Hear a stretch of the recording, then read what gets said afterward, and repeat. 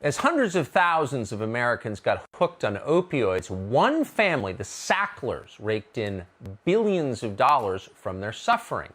But the Sacklers didn't act alone. Gerald Posner is an investigative journalist. He's written an entire book on the opioid epidemic. We had a fascinating conversation with him. Here's part of it.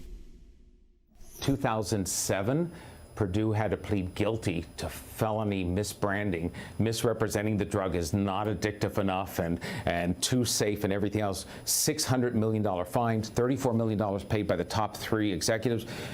And if we spoke the week after that, I would have said to you, it's over. That's it. Doesn't matter if they have Frank Luntz or they have McKinsey or whoever else. They're not going to sell big numbers anymore. And boy, would I have been wrong, because it's from 2008, after they plead guilty, after there's a compliance agreement, after the Department of Justice is supposed to watch them. They have their biggest sales from 2008 on. They bring in McKinsey, the great firm, to say, okay, Frank Luntz is good, but we need the big guys here. We need McKinsey. And McKinsey tells them how to turbocharge sales in 2013 when sales are down $100 million. And every year they're taking out $800 million, the family, $900 million, $1 billion. In 2015, they make the Forbes wealthiest families list, and Forbes calls them the OxyClan when they came onto the Forbes. What did McKinsey tell them?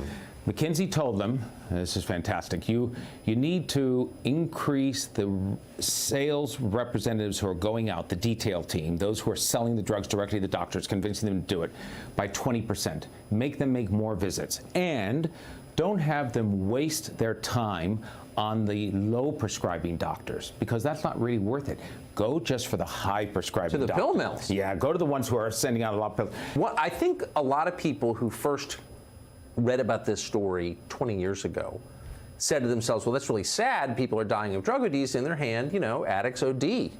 And they're addicts. And like, your sympathy for an addict is limited because they're an addict and they're reviled.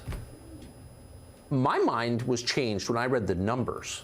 The numbers of pills coming into certain zip codes, particularly in Appalachia and Kentucky and West Virginia and parts of Ohio, were so high that it didn't seem to me that any honest and decent pharma executive could read these in the monthly report and think that was okay. Yeah, it's impossible. It's a matter, you can't get away with it. They knew where there was heavy concentrations. They never reported any of this to the FDA. They never reported anything back to the DEA. They just said, they put on their blinders and said, let's pocket the money. There's a lot of responsibility, by the way, to go around on the opioid crisis. It's not just Purdue. It's not just the Sacklers. Yes. It's the FDA. It's the lax FDA. It's the middle distributors. It's greedy doctors. It's doctors running pill mills. There's no questions. It's pharmacists who are willing to cut the rules and look the other way to fill a prescription that shouldn't be done. So, the Sacklers will take the brunt of the blame because they are the owners of this star drug that caused so much devastation and left it in its wake. But there's plenty of blame to go around.